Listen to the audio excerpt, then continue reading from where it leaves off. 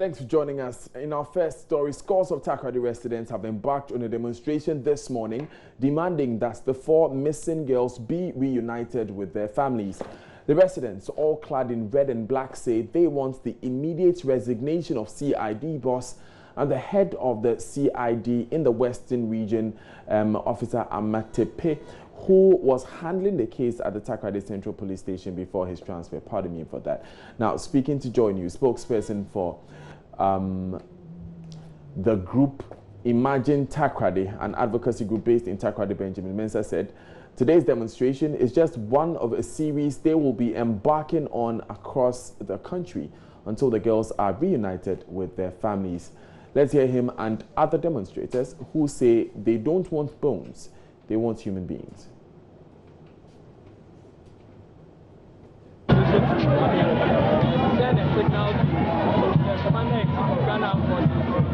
And his appointee, that is the CID boss, the National Security Coordinator, that will not accept the outcome of the DNA result. Simply because they are all transferred, their communication and assurance that they gave to the whole world, the whole Ghana, that they have seen the girls, they have rescued them and they were given medical attention. So for that matter, we are thinking that maybe the kidnappers are demanding for a ransom. Because that is what Tiwa Adodankwa called one of the affected families. Their mother told her that the kidnappers are demanding for a ransom, which is very huge.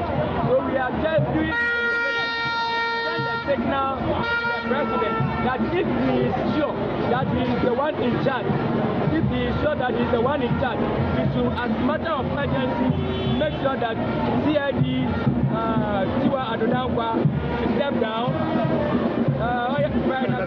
Also step down and arrest and prosecute CID Amatepe and former divisional commander of TAKORADI, Commander Okoridonko. The first suspect made it clear to everybody they were the ones, CID Amatepe and Commander Okoridonko were the ones who aided his escape from the police house.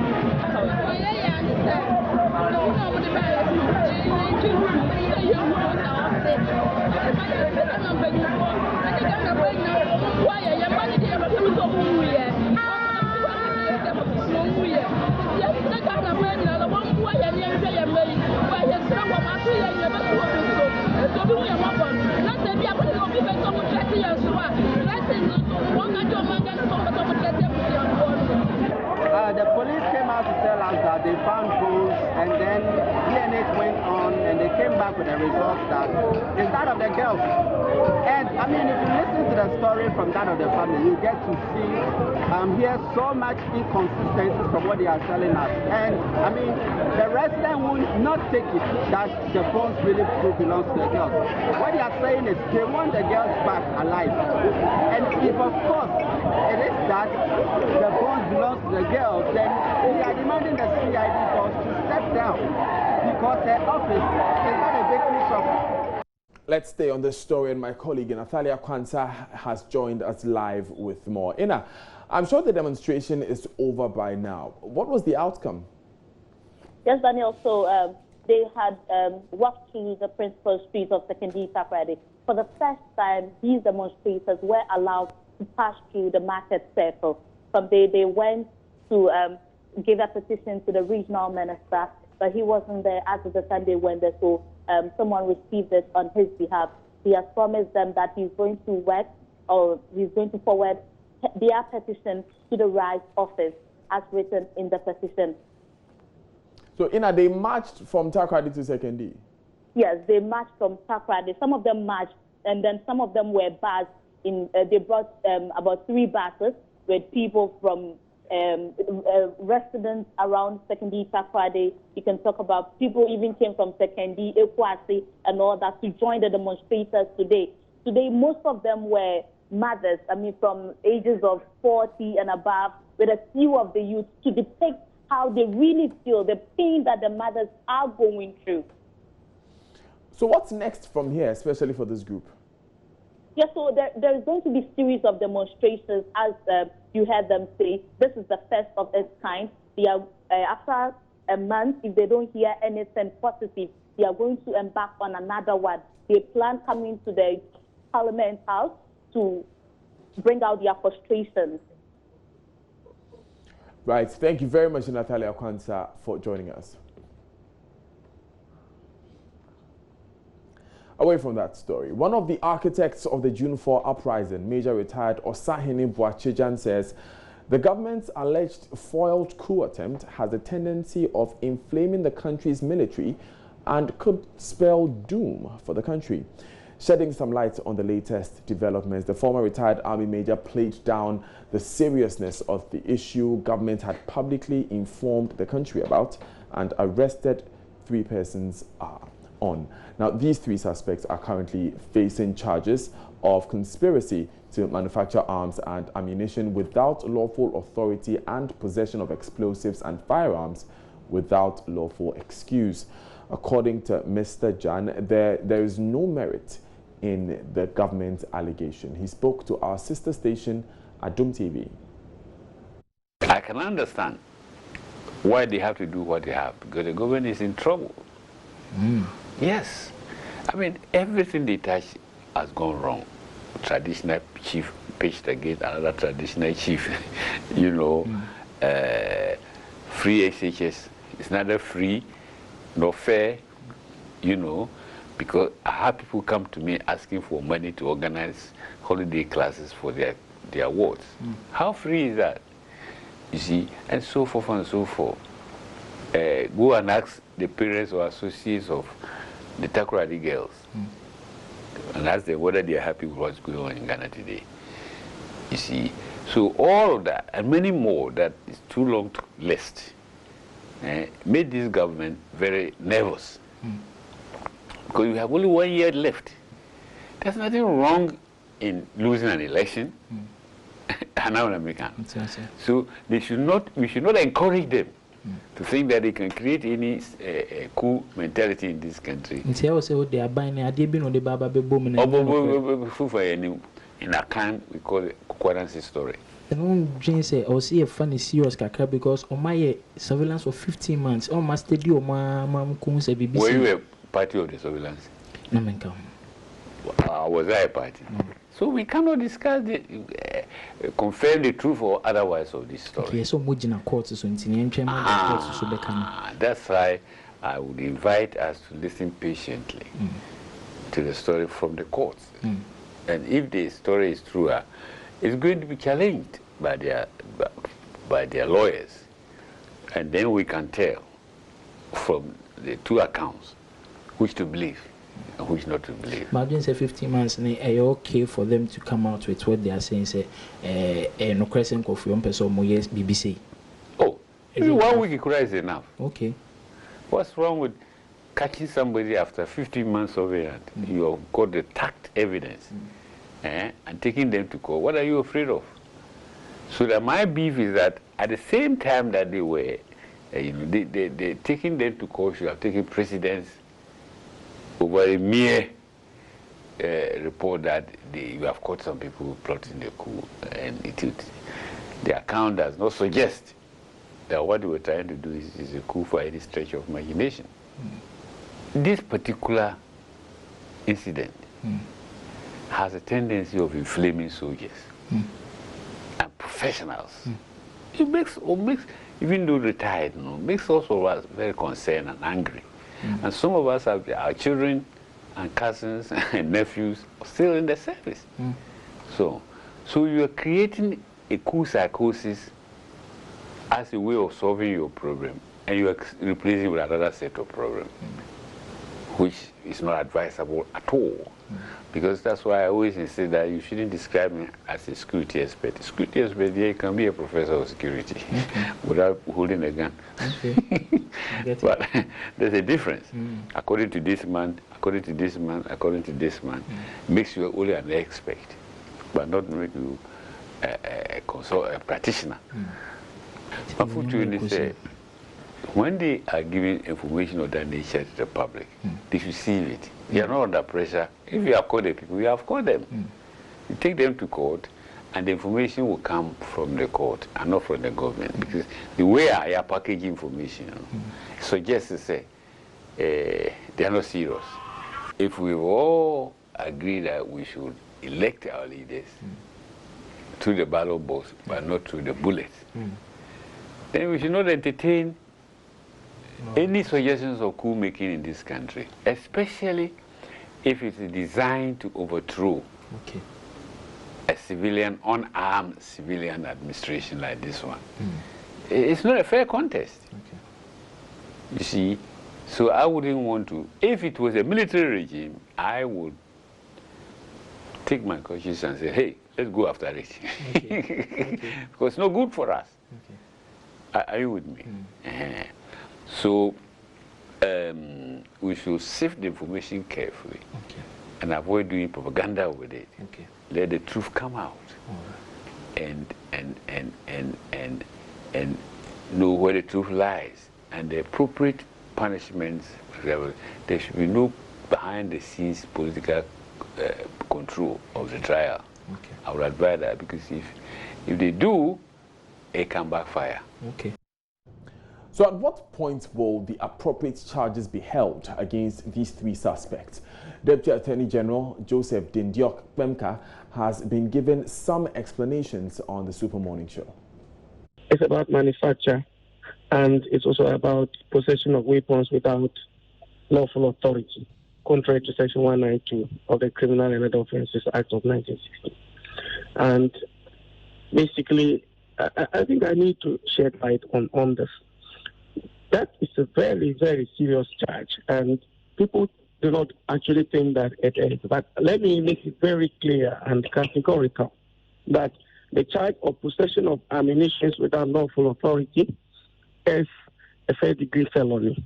And if you are convicted on it, you can be sentenced to life in prison if you are found guilty of that offense. So it's a very serious offense indeed. And people may have expected to have seen certain charges they haven't seen. But equally as serious are the charges that have been preferred against the accused persons. If those charges are proved in any competent court, at the end of it, I can tell you that the maximum sentence for charges under Section 192 of the Criminal Offences Act is life in prison, because that's a first-degree felony. Meanwhile, ranking member on the Defense and Interior Committee of Parliament, James Agalga, says government's initial response to the issue created fear in the society. The statement put out there has raised tensions unnecessarily. If these are the charges the state can prefer against the three people who making, that is too serious a matter to be put out there by the government when they know very well that the charges that can actually be properly preferred against the suspects is unlawful possession of firearms and conspiracy to manufacture firearms. You don't raise the stakes by creating the impression that government is under attack. Still live on JoyNews today, my name is Daniel Dazi. Staying with the story for just a moment, Chairman of the Defense and Interior Committee, Seth Echangpong, says the country will not tolerate any form of instability. Ghana, after 1992, will not tolerate any form of instability. All of us, inclusive, must protect the state Ghana. Public safety is crucial. I wouldn't want us to make the Minister of Information the subject of this conversation. To err is human if that is how people are analyzing the information he sought to put out there.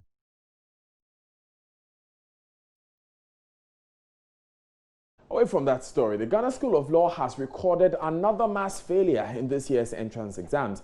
Out of the 1,820 candidates who sat for this year's law school entrance exam, only 128 students passed. This means the country may be lacking more lawyers in the future if the challenge is not addressed soon. There's also the tendency of having quack or substandard lawyers in the system as a result. The development comes in the wake of massive public concern over last year's results, which also registered significant failures. From all indications, the situation does not seem to be getting any better. Here's Member of Parliament and lawyer Inus Afuseni expressing discomfort. First of all, they appear not to be getting the strategy right. We have said it time and again that you can't use pre-colonial mentality to solve a 21st century problem. The school admit students from various law faculties across the country. The law school was built when there was only one law faculty. So it goes without saying that even with the infrastructure and increase, at that time that even the law faculty was the only source of feeding students in the law school, the number of students who gained admission to the law faculty were very small. And that was why the law faculty, the law school itself was running an additional course which we called the professional, the part 1, part 2. Now, the law faculty itself today, if you go there, the number of student population can fit Makola. Not to talk of University of Cape Coast, not to talk of the University of Science and Technology, JIMPA, and the plethora of private schools. Now, it forces us to make a choice. The choice of letting the market regulate the profession of law. The market. So when you have the General Legal Council set the standard, you can either choose what happens with the training of medical doctors. Can you imagine if medical doctors from the University of Ghana who train at faculty of, at the Makola and do their post call at Makola, Kolebu, and then you have the University of Science and Technology who train medical doctors who do their housemanship at G, that is the regional hospital in Kumasi. Then you have UDS who train medical doctors who do their housemanship at Tamale Regional Hospital. Can you imagine we were aggregating all these students at Kolebu? Kolebu will not have the facility to contain all of them. And that is why we believe you can either choose the medical school strategy of training lawyers, or you choose the professional accounting course, the ACCA method training accountant, where you allow the institutions to train in the various subjects after having satisfied yourself that the institutions have the faculty and the facilities, and then set a general exam like happens in America or the United Kingdom, and get people to, when they pass, the market will determine who is a good lawyer and who is a bad lawyer.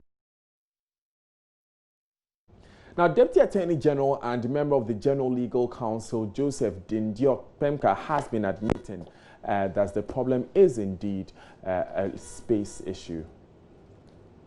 In discussing this, we should do it without emotions, and we should have a sober reflection and look at what are the alternatives. Let's debate the issues and continue to debate it from here. But we shall definitely get over it as time goes on. That's what I would say to Ghanaians. And that we should just be patient with one another as we struggle to build a nation. Because once upon a time, it wasn't like that. We've gotten this far because of the issue of numbers, which is so fundamental in every democracy. As we grow, these things will come up. But I believe that God willing, 10 years from now, this may not be a topic anymore, because measures will be put in place after a holistic debate has been made and decisions taken, far-reaching indeed, that will ensure that that land we are struggling to get to, we all get there. That's what I'm saying. Still joining us today, coming up in the bulletin, a 6-unit classroom block abandoned at Bawa Ekra in the Karachi East municipality in the OT region.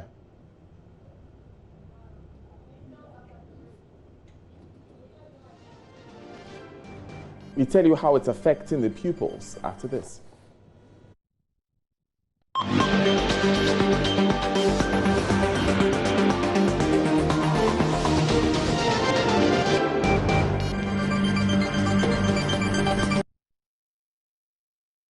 Thanks for staying with us. A 6-unit classroom block has been abandoned at Bawa Ekra in the Karachi East municipality in the OT region.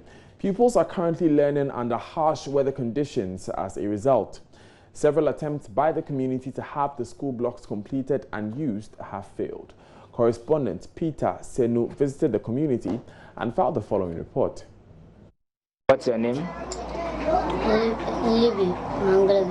In Libby. Manglabe. Wow. he gave me school and teachers and chairs and water. My name is Unabri Kwasi. Pardon? My name is Unabri Kwasi. Unabri Kwasi. Say ma akwenya say on catch president. Ade a opese onyama wo bawa krumu ha den na obeka no. Ya pe school na ya pe nkondwa na school atade ne school dan ne issue pipe. Ya pe se yanya saade no ne ba school nkondwa no sana ya pe se yanya. The voices of innocent children crying for support.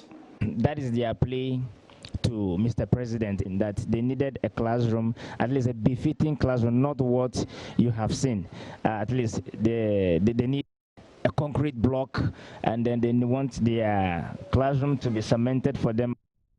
As you can watch, the floor is just pure sand, and then they come and sit on their stools. This should affect teaching and learning and academic work in general.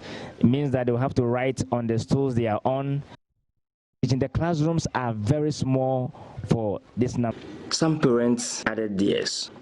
Their pain emanates from one thing. The 6-unit classroom started over 3 years ago that is yet to see completion. It has been left in the bush. Parents say they have even complained about the quality of work. One can literally peel off the blocks with the fingers since it contains more sand than cement.